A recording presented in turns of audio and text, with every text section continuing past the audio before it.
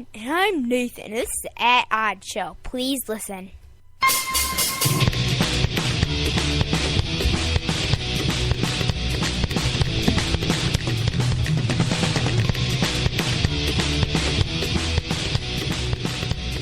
Forget what you learned in school.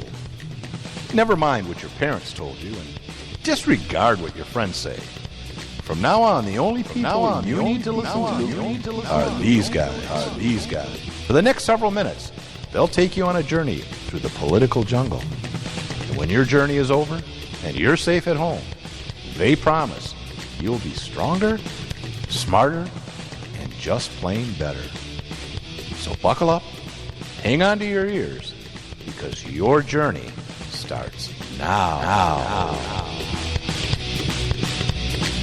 Let me assert my firm belief that the only thing we have to fear is fear itself. That's right. The only thing we have to fear is fear itself. Welcome to At Odds. Right. I'm Brian. And I'm Nate. Hey, we're going to take you on another enjoyable journey through the political jungle. We're broadcasting from the back room of the Cuffs and Collars bar and studio in a small town in what country, Nate? Andorra, my favorite country. We had no problem getting through customs. You didn't lose your passport this time, so that no, was I did good. not. That was good. Those Venezuelans actually stole my passport when we were leaving. You had last to bribe week them to get it back with toilet paper. I had to give them toilet I know. paper, and they let me out of their country. How many rolls? Three rolls. Charmin Ultra Strong though. Ooh, that's like top dollar. Yeah, there. they'll split it in half and use because it's 2-ply. It's going to go twice so as far. they only get to use single ply there. Yeah, like my mother's house. Right. We talked about that last show. Anyways, today we're going to be talking about a lot of things. One thing we want to talk about is whether the state of Illinois will get concealed carry. Remember, the talk is ticking, or the talk is clicking. The clock is ticking. They have until June, 9th or something. Yeah. If they don't get something on the books, then it goes to constitutional carry. But they've introduced stuff, and we'll talk about that. We're going to talk a little bit about Obamacare, just some of the funny notations for doctors to put down on diagnosis so they can get paid. We're going to talk about armed teachers, good idea or not. School zero tolerance, which is a pet peeve of mine. That's just getting out of control. Indoctrination. They should at least have one tolerance, I think. And schools now, one of them anyway, is doing a mandatory iris scan of the students. And we'll talk about what a cluster F that is. Our guest tonight will be the president of the Walsh University College Republicans, a young, upstanding conservative, Mike Garker. I hope I'm pronouncing that right. Mike will be discussing how the GOP can attract millennial voters, those born between 1983 and 2001. Yeah, like 81 and 2001. Yeah, Nate, I'll take the. You're a millennial. You're a minimalist. First of all, I reserve the right to change that clapping noise to something else later in the show. I see. Just because you never know. You never know. Nate may not agree with everything Mike says, but that's why we call it At Odds. That's exactly why Right. we call it At Odds. Yeah. No, I was going to say I took a test earlier doing some show prep for this guy. Pew Research I doubt you did any prep, but yeah, that's why we always have a polished show, is because of me not doing work. I thought it was because of me doing an outstanding job on our At Odd Show prep page, which is right before me. Who created that? You did. Oh, yeah. No. Who maintains it? Pew, I do. I can delete it right now. No! Go ahead. What test did you take? Undo. it. No, I took a test. Control Z. Pew. Oh, you learned something. I did. Pew Research Center has a test on their website. Pew. How millennial are you? Ooh, I'd like to take that. And I took it. I'm 96% millennial. No. I'm sorry. That was after I revised my questions, my answers. I was 89% millennial. Were you drunk or sober when you took it? Both. Okay, That's good. why I got two different scores. Okay. No, 89%. And I raised my score by saying I was a liberal. Oh, no. And that my parents were divorced when I was a child. Oh, no. And that I thought that getting a job and making money wasn't that important to me. None of those things are true with you. You lie. I know. I have to take It, that it test. actually lets you, which is funny. It shows you the results and it says, a lot of now them do modify that. your scores to Right, see how you can do it. Yeah. I've done that with the test. I need to take it. Send me the link because I'm really old and I'm a baby boomer.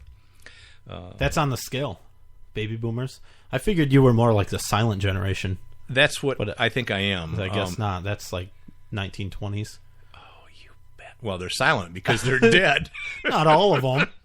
A lot of A them. lot of them. Mostly the men. The women. No, are so I was in high school in the 70s, and that was sort of. I've read articles saying that was sort of a lost, blah generation. I mean, it was right after the hippies in the 60s and before the cocaine Wall Street 80s, and we were sort of lost. But now we're in power.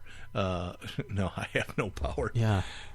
Anyways, remember, we are a live call-in show, except when we're not. You can call in 248-867-ODDS. That's 248-867-5300. Oh, wait a minute. You screwed me up there, didn't you? 248-455-ODDS. What a dink. 248-455-6337. What are this 5039? 867-5309. That's Jenny's number, Oh, obviously. I thought it was your porn site. Wow. Yeah. I didn't get well, it. That Jenny. was funny. Oh, boy. Oh, man, that was funny.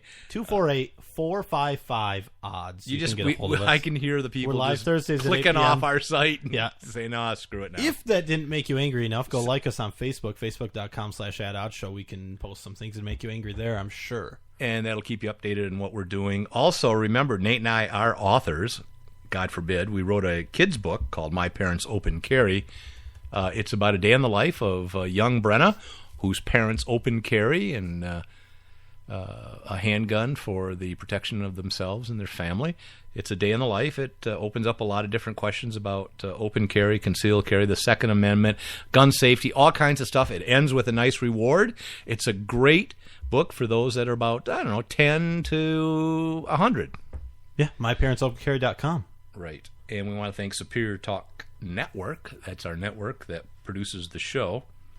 Let's get into it, huh? Obamacare. We had a... Do you want to do the soundbite? Yeah, let's do that. Rand Paul does a pretty good job of explaining what we're going to talk about. And that's for Randall, by the way, not Ayn Rand. Right. Yeah. Right. Ayn Rand, yes. Ayn. Have you ever met her? I did. All right. Back in '69 in a small club. This is Rand Paul at a Republican event, obviously, and I think when his political career doesn't work out... He was almost doing comedy. He could do it. His delivery's pretty good. I know you've heard some bad things about Obamacare, and I haven't been a big fan of Obamacare, but your government just wants to take care of you. They don't think you're smart enough to make these decisions, okay? So I'm a physician, and when you come in to see me, I put down a little diagnostic code, and there was 18,000 of these. But under Obamacare, they're going to keep you healthier because now there's going to be 140,000 codes. Included among these codes will be 312 new codes. That'll create jobs, for injuries from animals. 72 new codes for injuries just from birds. 9 new codes for injuries from the macaw. The macaw? I've asked physicians all over the country, have you ever seen an injury from a macaw? There's 2 new injury codes under Obamacare for injuries sustained from a turtle. And you might say, well, turtles can be dangerous, but I like turtles. 2 codes. Well, your doctor needs to inform the government whether you've been struck by a turtle or bitten by a turtle. Could be run over by one. There's a new code for, I see some alcohol Galapagos. out there, walking into a lamppost. There's also a code for walking into a lamppost, subsequent encounter. I guess that's if you don't learn. There is a code for injuries sustained from burning water skis. Your government's just trying to take care of you. All right. Well, It sounds a little like Bill Clinton there toward the end. I told you, Arkansas and Kentucky. They're neighbors. They're pretty much they're the not. same. They're separated by Both much worse than Tennessee. I love Tennessee. I love Tennessee. Tennessee is if the there best was, state ever. Because Tennessee is great because, for one, they have Red State Talk Radio. But the other thing is they have Nashville. Yeah, Nashville's pretty good. That's pretty cool. You ever been to Nashville? No. I have. Yeah. You know what? It was cool. I bet it was. No. Rand Paul, it's hilarious because, I mean, the things he's talking about are true. There will be, in 2014, 122, 140, he said, 1,000 new codes for disease or injury. I get a code every time I go to the doctor. The doctor just says fat. Yeah. Yeah. Well, I did find one. I did find a medical code for a civilian drone strike injury. Excellent. Yeah. And But they don't pay for it, right? oh, it's not covered. It's not covered. It actually is. It's actually recommended treatment. What is? I thought they wouldn't pay for it. You had to get separate drone strike insurance through a private provider. Not through a private provider. Well, only the government, like flood insurance, hurricane insurance, and things. Oh, that's what they'll do for drone strikes. Sure. Well, they'll insure what they're causing. There goes my business plan. I was going to make a lot of money. Here's the problem. Rand Paul, knowingly or not, made this sound like Obamacare was bringing something new on. Yeah. This is actually a set of international codes. Right now we're on, and I see that 9, I think, or something. My note got deleted out of here, but I'm sorry. ICD, International Code for Disease or something. We're on 9 currently. 10 CM code, yeah. We're on 10. 9 currently. 10 started working on it in like 97. Bush administration actually approved it for use. Yep. The date kept getting pushed Never back because implemented government can never do anything right. Right. Now they can, huh? What Obamacare does, what Obamacare does is sets a date in 2014 that it will be implemented. Obamacare is a freight train. You're not stopping it right now. Well, I know, but I think 10 years from now is going to be a cluster F. And it already is. Yeah, there was an article that was put out saying, "Oh, you conservatives are all wrong. Recent data suggests that it's going to be much, much cheaper than everybody's claiming, and that people will actually have free health insurance." And I don't see how it can be. The thing I have, I'm all for having health insurance, and even if it's covered by whoever. But what I despise as somewhat of a libertarian, and I don't agree with everything libertarian, but that you're forced into buying it. This is the first time that I'm aware of where the government has actually forced you and penalizes you, although they call it a tax. No, it's a penalty. No, it's a tax. No, it's a penalty. It's a tax. It's a penalty. Listen, the Supreme Court said it's a tax. Oh, okay. So it's constitutional.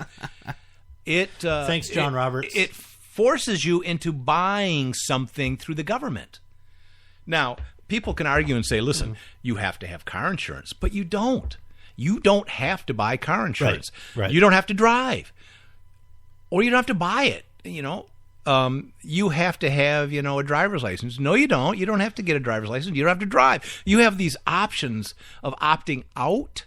With Obamacare, you do not. And with Obamacare, ideally, you get to keep your health insurance provider that you have, if you like, in the private sector. Yeah, but they're all going to go over. The long-term goal, which Obama has stated, is to get to single payer. Means government. Right. Canada, one of the few civilized countries that actually has single payer. England doesn't even have single payer health insurance. They have, nationalized health insurance, but you do get to choose where you go, who your provider is, what doctor you go to. The goal is to get to single payer. But do they mandate you must have payer. it in Canada? I don't know. Canada? Yeah. I believe so. No. It's single payer, so everybody just gets it by default. Oh, I see. You pay taxes and the government provides and it. They provide it. But what happens is they don't actually provide much of anything. If you're not dying, and if you are dying, if you're within the set of the range that they set. You've lived long enough. Right. You're not going to get care. You're going to wait in line. You have a broken leg. Yeah, sorry, you're going to wait because we just can't handle all this capacity because we took all capitalism and competition out of it. So we have these very poor services. They have a monopoly on Sorry. it, which is the Sorry. so-called scourge of capitalism. Public monopolies are never okay. A private monopoly can exist for a short while, and that is the goal of organizations, is to become a monopoly. It just doesn't happen very naturally in most cases. In actually needed and wanted services, you won't get a monopoly when demand is high. Well, I was thinking of the connotation of monopoly as being evil. It's a fun game. And they just introduced bailouts to it, actually. And so the bank can get a bailout. He's the only player that can, though. Okay. Anyways, moving on. Obamacare is bad now. So, well, the thing is, this is just odious and burdensome. Well, here's the deal. Burdensome to administrate, and you'll be able to hire all kinds of medical assistants that specialize in nothing but doing diagnostic codes. I toured a company that does medical software. I got kind of familiar with the process and whatnot. The software that they have today is expensive. When they have to start supporting all of these codes, which in computer terms really isn't that many, but they're going to charge for it, of course. The price of implementing that, maintaining that, is going to be expensive. Is it going to be competitive, and private companies will be able to compete for that, or is the government going to design and implement? Right now, it's competitive. There's 2 or 3 companies, and of course, they're all happy with Obamacare because it's guaranteed business for them. Well, yeah. Well, we'll see. There's still people that are fighting this in court. There's still issues of the constitutionality of it. We'll see how it works out. Yep. Remember to give us a call, 248-455-ODDS, 248-455-6337, at oddshow.com. We're going to take a quick break. Hi, you're listening to the At Odd Show with Nate and Brian. And maybe you'll be in heaven half an hour before the devil knows you're dead. The voice of American conservatism. WRS Digital, Red State Talk Radio. Fact. U.S. credit card debt is 8 times larger than it was 30 years ago. No wonder you and I are feeling the credit card crunch. You're not alone. Increasing prices and the costs of credit are stretching budgets and preventing people just like us from getting ahead or just catching up with our debts. At American Financial Debt Relief, we can help. We have tested ways to help you get out of debt. Find out how now. The call is free to learn more. If you qualify, we can reduce your interest, show you how to stop your debt from getting larger, and help you get out of debt faster than you can by making minimum payments. So if you're falling behind on your credit cards or medical bills, give us a call right now, where a free 5-minute call can change your life. 800-978-4815. 800-978-4815. Reduce your credit card debt. Call now. 800-978-4815. 800-978-4815. Real radio for real Americans. Red State Talk Radio. Obama wants your money, and he's determined to get it. He wants your money to buy off unions, his Wall Street cronies, and to expand the Obama welfare nation. Well, Swiss America is determined to stop him from stealing your money. They want to send you an award-winning film, I Want Your Money, on DVD that exposes his plan. It'll help keep the government's hands off your money using gold, silver, and other hard asset strategies to protect your hard-earned money. Call today and request the DVD, I Want Your Money, normally $19.95, yours absolutely free. Let Swiss America show you how to use gold, silver, and other hard assets to protect your hard-earned money. Call now. 800-932-5146. 800-932-5146. Call Swiss America right now. Learn all about investing in gold. 800-932-5146. 800-932-5146. Call now.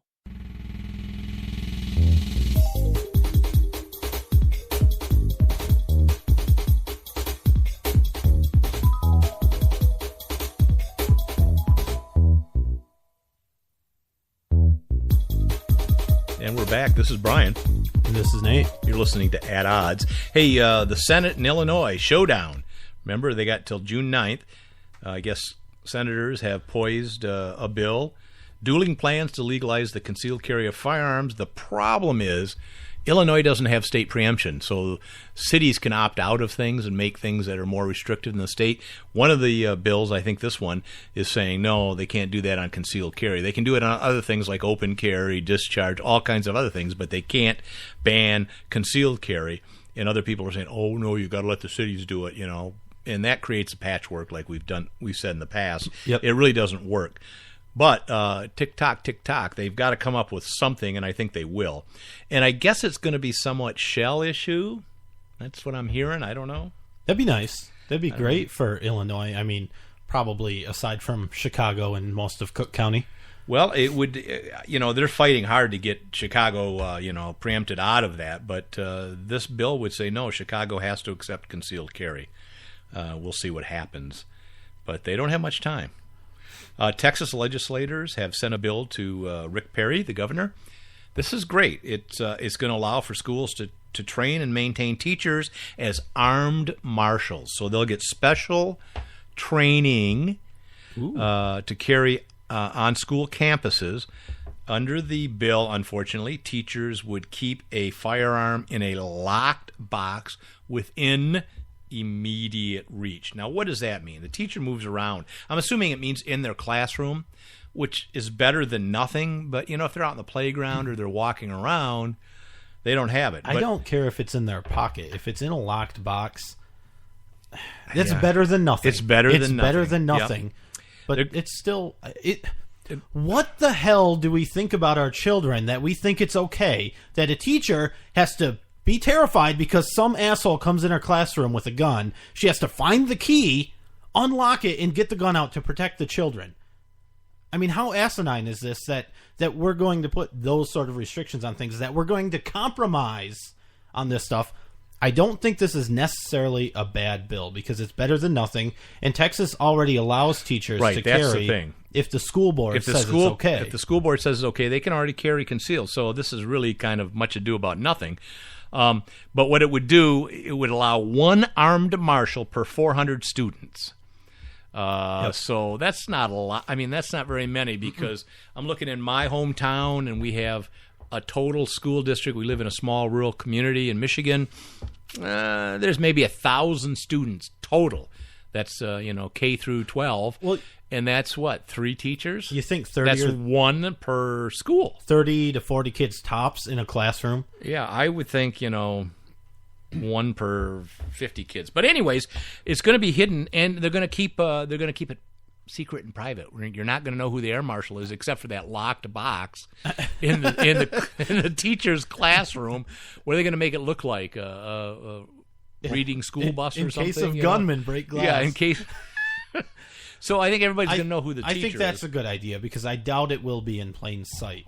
I have a feeling it'll be hiding under their desk or something. Still, kids are going to find it. They're going to see it. I mean, they're going to know who the teacher is and where the gun is. Maybe. But I think the idea is a good idea that if you know somebody at the school is probably armed, but you don't know who it is, that will be a bit of a deterrent.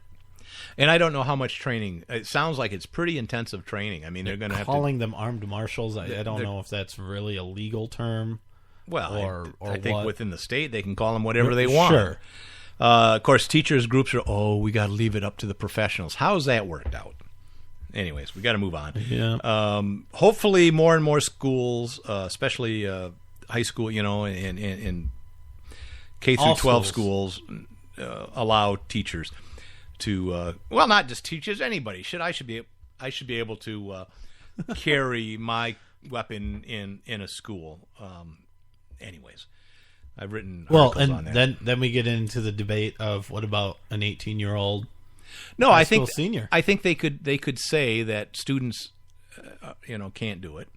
I don't know why. I think it should be adults and parents and those in school staff and teachers. But whatever it is, we're not even having that discussion. We're having how locked should this box be? I mean, come on. All right, moving on. This made me upset. I don't know if you're a Staples fan. I don't buy a lot of office supplies. They hold paper together really well. Apparently, Staples has a Push It Forward contest where they want companies to, small businesses, to enter into this contest on how they can, make society better. And the Maple Creek Gunsmithing in Fremont, Nebraska, entered it, hoping, to be involved in this contest, and they got an email back. You want me to read it real quick? I don't know if we have much time, but yeah, it says, just read through it. Okay, it says, "We're sorry, but your small business entry into the Staples Push It Forward contest has been rejected for the following reasons. Entry contains content that promotes alcohol, illegal drugs, tobacco, firearms, weapons, or the use of any of the foregoing. Promotes any activities that may appear unsafe or dangerous, promotes any particular political agenda or message, is obscene or offensive, or endorses any form of hate or hate group." I shouldn't have let you read it. I didn't know it was going to be so slow. I'm trying to emote on it. And I'm not sure that's what they sounded like, and I'm not going to tell you what they probably would sound like if they had talked. Here's the thing, though. They're in the section of the sentence, illegal drugs, tobacco, firearms. So firearms are as offensive as illegal drugs to Staples for this contest, and that's actually what the owner of Maple Creek and it's obscene and offensive. Which, by the way, just got a shipment of ammo in today, so I would go check them out if you're in Fremont, Nebraska. Maple Creek did? Maple Creek Gunsmithing, they sure did. I saw it on their Facebook. And, of course, gunsmithing and gun stores promote hate and hate groups. Of course. Yeah. Of course they do. Brian, yes? Mickey Mouse my favorite. had a gun. No, he didn't. At Disneyland. No, he didn't. Pluto? Tell me not. Here's the thing. Tell me not? I don't know where that is. A grandma got on a ride with her grandkid or kids, found a firearm sitting in the seat of this ride, which it's a special bonus kind prize. of I mean, that's what I would think. Like, ooh, look what I found. I brought my purse. Apparently, a licensed firearm owner had the license to carry a concealed weapon in Florida. Yep. Didn't see any signs at Disneyland because there are none. Right. No metal detectors, anyway. and thought he could carry in they there. They don't do pat downs. The ride was bumpy, and his gun fell out of his holster on the ride. This brings a few things to light. I mean, first of all, responsibility of him. Right. Retention More holsters. importantly to me, because you're never going to get rid of idiots like he is. Because every time I stand up, I'm conscious of my gun, and I I don't know if this could happen, and I don't. It can happen. Of all the millions and millions and millions of people that carry guns, the probability. And luckily, is responsible woman who wasn't happy, but she was responsible, told authorities that it was there, found it.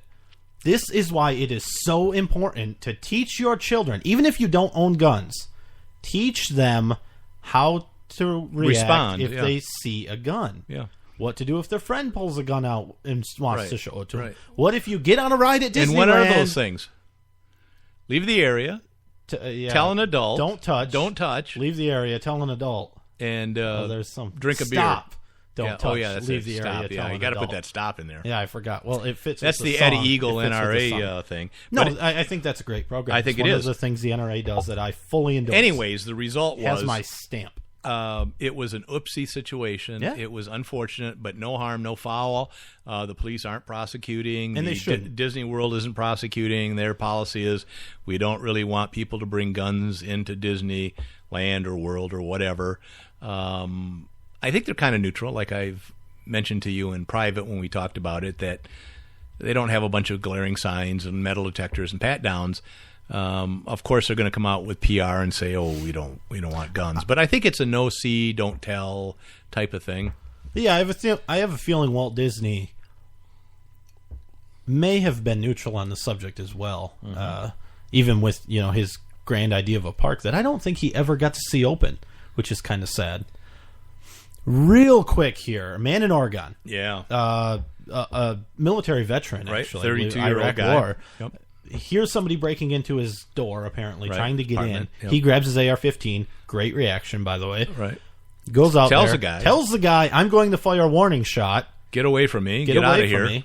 And then he fires a warning shot, and the guy gets away from him and gets out of there. The police see the guy walking away, So they were there during this time. Who was a known felon? They did the, catch the guy. Yeah, they heard the warning shot, I guess. I guess. He had his firearm taken away and charges pressed on him. Discharging, endangerment, assault, all kinds of charges. Because the police said that nothing that happened here, because they were seeing the whole thing, apparently, why the hell didn't they intervene? Right. Nothing justified him firing a shot. Right. And you have to be careful with those assault weapons. Right, because they're so those powerful. Bullets, they shoot so fast, they'll skip off the dirt and go into the neighbor's house. Right, that's what they said. It's ricochet lover. Yep, absolutely. Now, ricochet romance. The thing to take away from this, and I am dead serious about this, never fire a warning shot. No, if put one right between the eyes. Your gun, center mass. If you pull your gun out because you're afraid that you might have to use your gun could have a big because head. There's a threat, you had better be justified in using it to take their life. Absolutely. And a warning shot is it'll get you prosecuted for doing nothing. Right. Everybody walked away regardless unharmed. of what Joe Biden says. Yeah, Joe Biden. What did he say? He tells Joe Biden, get your shotgun and fire 2 warning shots. Bad advice. We do have to take a break at oddshow.com. And hopefully we'll be back with Mike. Facebook.com/@oddshow. If you're looking for a great time, I suggest you listen to the At Odd Show with Nate and Brian. Red State Talk Radio. The idea of government taking over healthcare is enough to make you sick. The conservative voice. I will never forget the day my son Jeremy told me he hated me and slammed the door in my face. I'm behavioral therapist Janet Lehman. Behavior problems can turn the child you love and your life into a nightmare. That's why my husband James and I created the Total Transformation, the step-by-step program that shows you how to fix the worst behavior problems and get your child to respect and listen to you again. No matter what the behavior, defiance, backtalk, angry outbursts, disrespect, we can help you stop it. Now you can get the Total Transformation for free. All you need to do is get the program and let us know how it works for you. You can keep it forever for free. Limited number of free programs available. Call now. 1-800-257-2873. 1-800-257-2873. 1-800-257-2873. That's 1-800-257-2873. Great shot, Bob. I think you're on. I just followed your lead. Hey, by the way, did you break ground on your new building? No way. I'm holding off until I see what the future holds. So you're seeing a fortune teller? You know what I mean. Things look a little uncertain. The only thing certain in business is if you're not growing, you're losing. And we just opened our 5th facility last week. If you're following my lead, you'll call General Steel. Their pre-engineered steel buildings could save you as much as half the cost compared to conventional buildings. And they're up in nearly half the time, and back with a 50-year structural warranty. Yeah, but steel buildings... Hey, you've seen my building. Does it look like steel? No, it looks great. Ask about rebates that could save you up to $20,000. Look, you can stop paying rent and own a building that suits your business better and probably saves you money by operating more efficiently. In times like these, don't stop spending, just spend wisely. 800-398-8309, 800-398-8309, 800-398-8309, 800-398-8309. Red State Talk Radio. Why spend more than you have to on your life insurance? Did you know that term life insurance rates have fallen over 60% in the last 15 years? At the Life Insurance Quote Line, we monitor the rates, features, and financial strength of hundreds of life insurance products. For example, a healthy 40-year-old can protect his family with $500,000 of 10-year level term for less than $20 a month. Rates for women are even lower. And don't forget to ask us about the new term life policies that guarantee your money back even if you don't die. Since 1986, we've helped tens of thousands of people just like you save a fortune on their life insurance. Why not find out how much you can save? Write down this number and call today for your free quote. 1 5-minute call is all it takes. Call 800-610-3497. 800-610-3497. That's 800-610-3497. Rates, policy forms, and availability vary by state.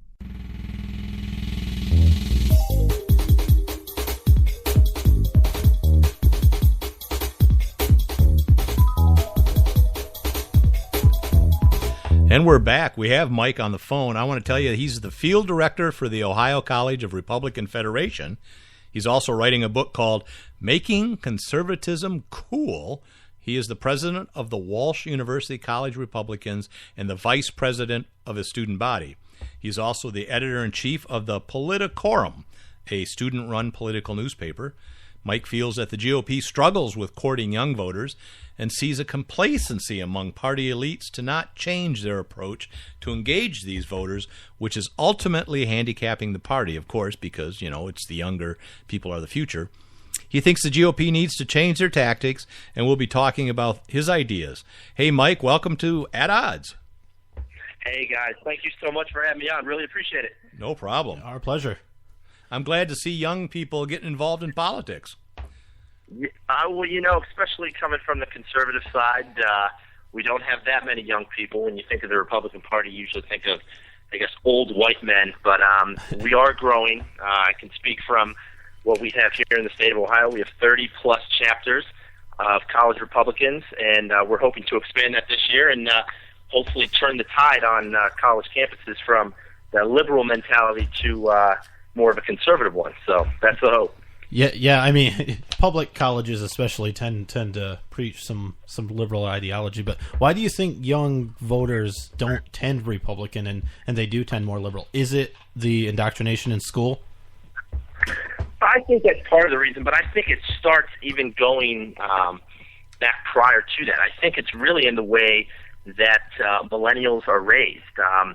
I think that parents they play a large role in this. A lot of people call the millennial generation, they call us the trophy generation or the everybody wins generation.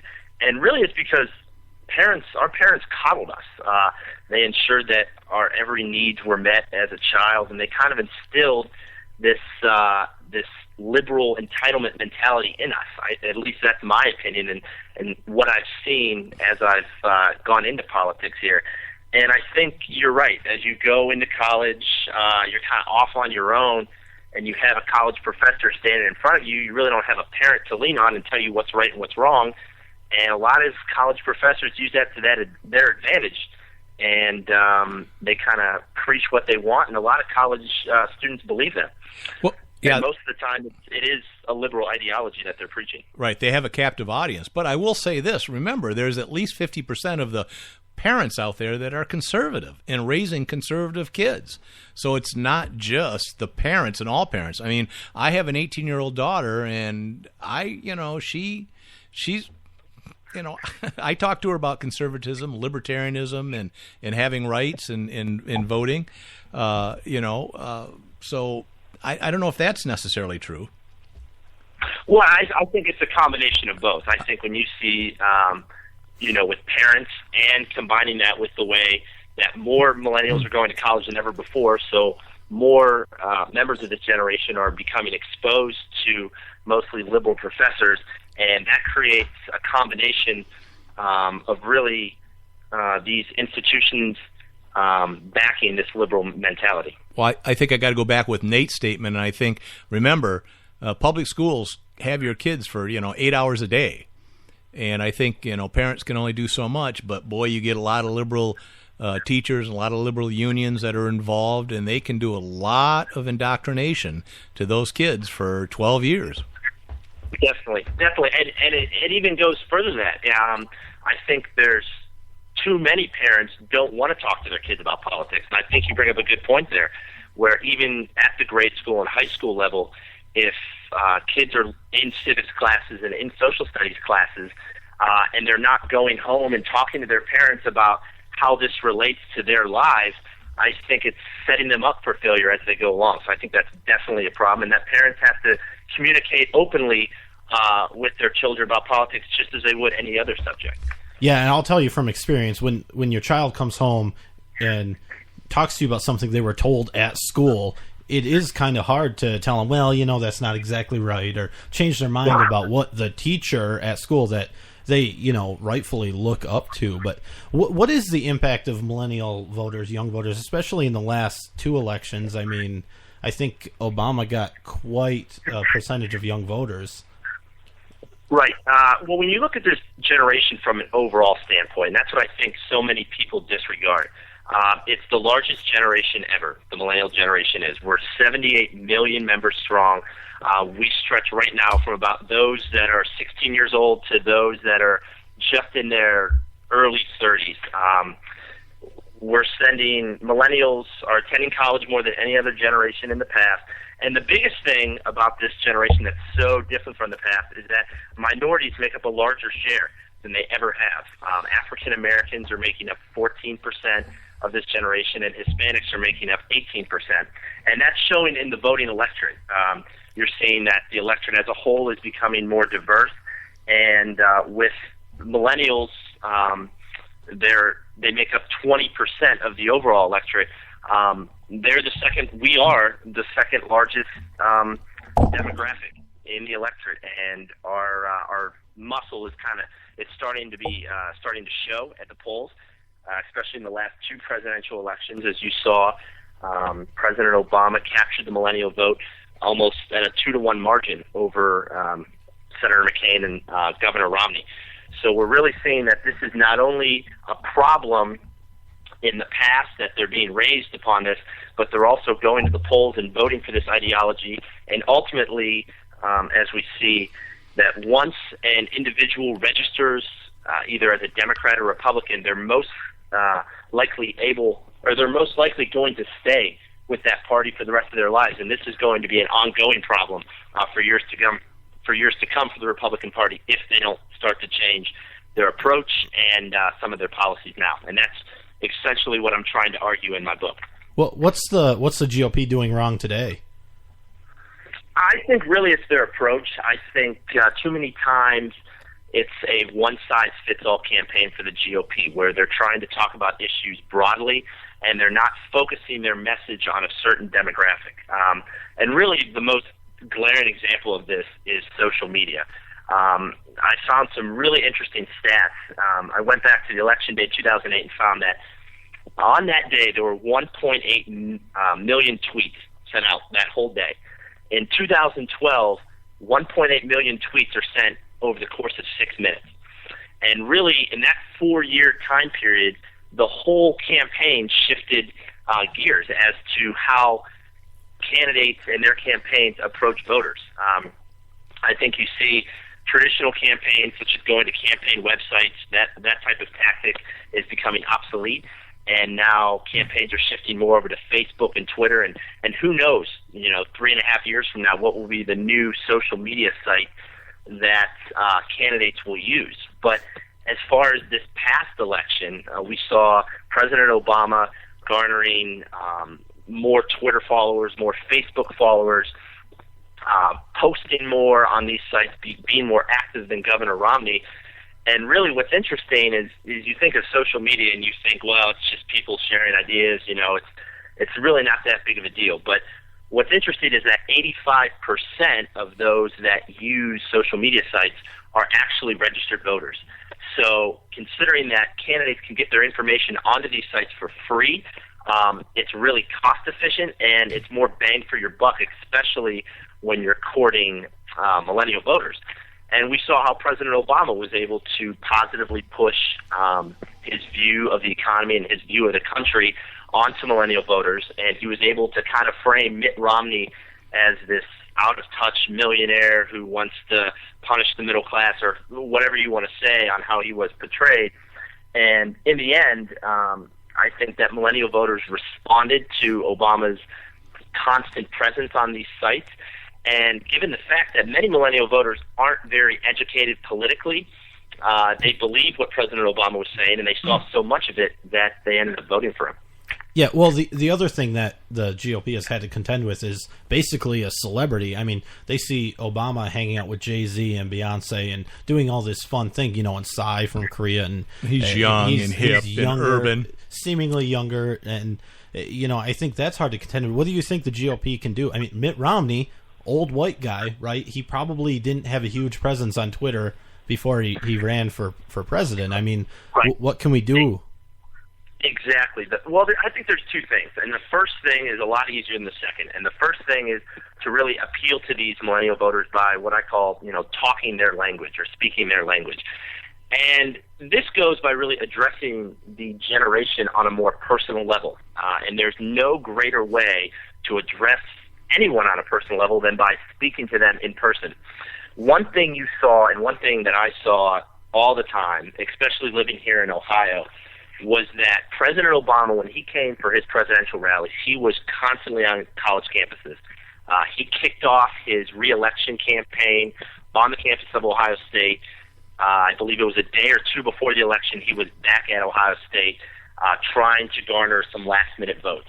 Rarely did you see Mitt Romney or Paul Ryan come to a college campus. You saw them more flock to the suburbs where their key voting electorate, the white demographic, is located. And where the money is.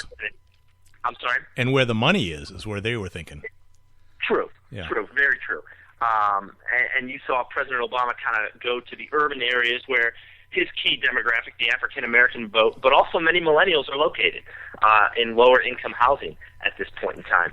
So I think that's key. I think that if Mitt Romney were to have made an effort, if he were to have went to college campuses and sat down and talked with some college leaders, I think that would have had a profound effect, because that really would have spread the message that, wow, this guy is he's a genuine guy. He cares about us. He's not this out-of-touch millionaire that President Obama and those on the left made him out to be.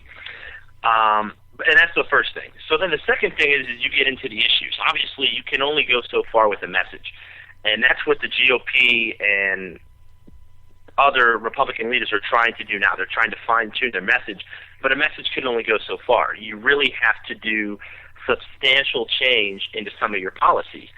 And what I argue in the book is that most millennials are fiscally conservative. It's where they get hung up is some of these social issues, such as gay marriage, such as illegal immigration, and it's the Republicans' inability to meet them halfway that really makes this generation so standoffish towards the party. Yeah, sure. And I mean, now you're venturing into some of the libertarian ideas of, well, we're fiscally conservative, but we're liberal on things like drugs and immigration and whatnot. And I don't know if that's necessarily the case. And I don't think that the GOP will serve itself well by compromising on principle. I mean, it's had a fairly solid platform, and it has worked in the past. I mean, it worked with Reagan, who was voted in by some of the millennials' parents, right? I mean, they also voted Jimmy Carter in too. But do you really think that things like immigration, I assume you're talking amnesty and drug policies and things like that, do you think that would garner enough of the young vote? Well, I don't think. I think there's a real fine line you have to walk. Do you grant full amnesty to illegal immigrants? Absolutely not. I don't think anyone on the Republican Party would ever say that, yes, we're the Republican Party for granting full amnesty. But I think what's so intriguing is you have whatever they call the Gang of Eight with Senator Rubio and others, demanding that we need to protect our borders first, and then we can think about amnesty. And when you look at polls that look at the millennial generation, that is their overall thinking too, that we need to secure the border first, and then we can talk about, well, what do we do with these 10 million, 11 million, however many illegal immigrants are actually in this country.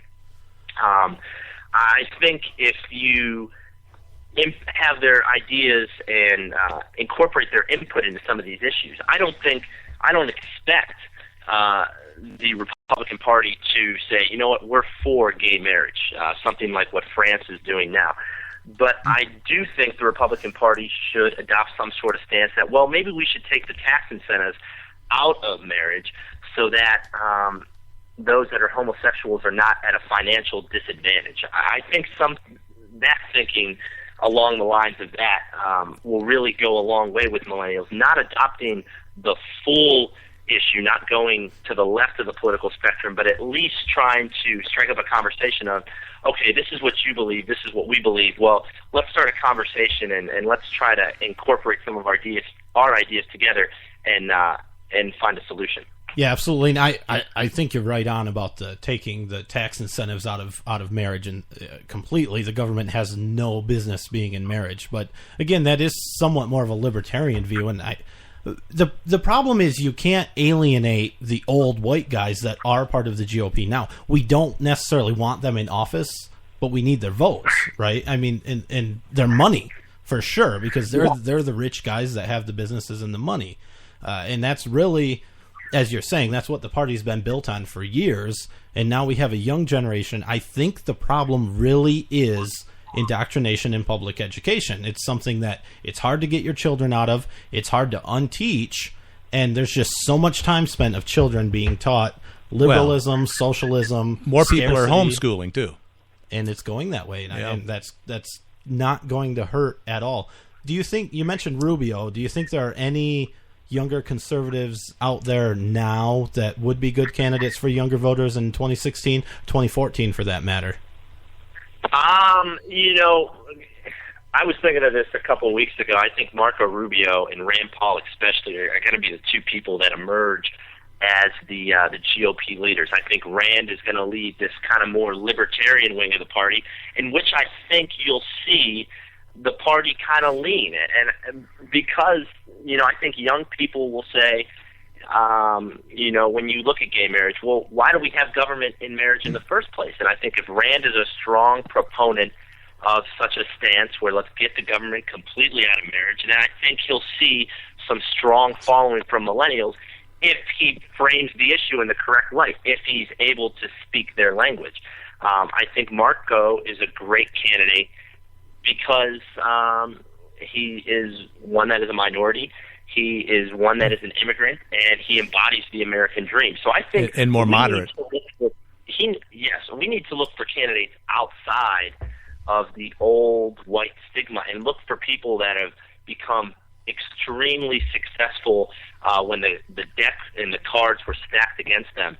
And I think when you look at it, the Republican Party as a whole has a lot more young leaders than the Democratic Party does. I mean, look who they're proposing already for president in 2016. I mean, Joe Biden, Hillary Clinton. I mean, these are fairly old people that have been in politics forever, and they're going to offer the same ideas, the same solutions. I think in 2014 and 2016 is the Republican Party's chance to say, no, we're going to do what happened to our party in 2008. We're going to propose the bold leaders, the creative thinkers, and we're really going to start to take a stand and start to reclaim a lot of the freedom that we've lost here over the last 5 years already, and who knows how much more freedom we'll lose here over the next 3 years. And we're talking, these are the 15, 16, and 17-year-olds right now that will be voting then.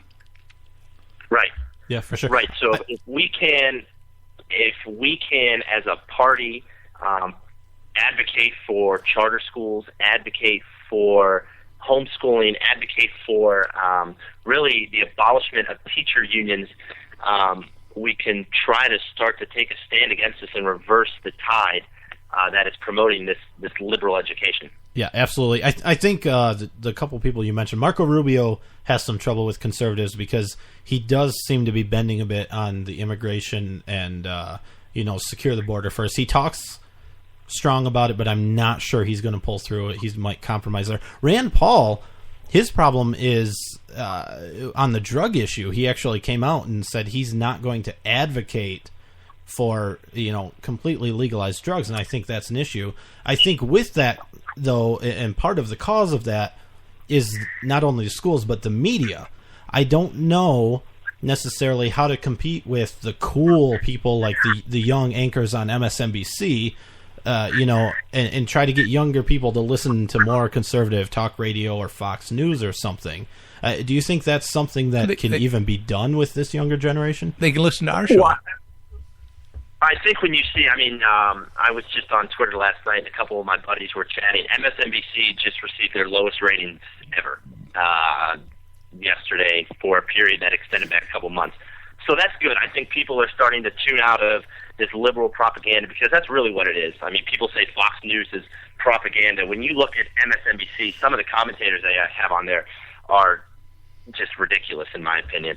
Absolutely. Now, as far as the talk radio standpoint, I don't know how far if young conservatives will embrace that. People say talk radio is dying. I don't think it's dying, but I think it has to rebrand itself in a way in order to appeal to those individuals. But I think the media can appeal to young conservatives because I think you have individuals such as on Fox News that are presenting common sense, rational arguments.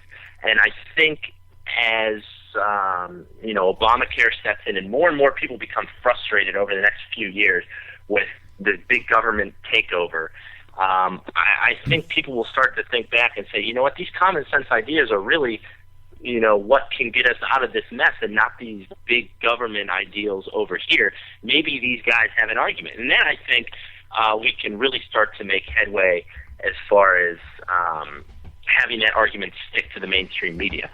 But for now, I think we just have to hope that the president and the Democrats in Congress and in the Senate keep digging themselves in a hole with the media, with the liberal media, as far as the IRS scandal, the Benghazi scandal.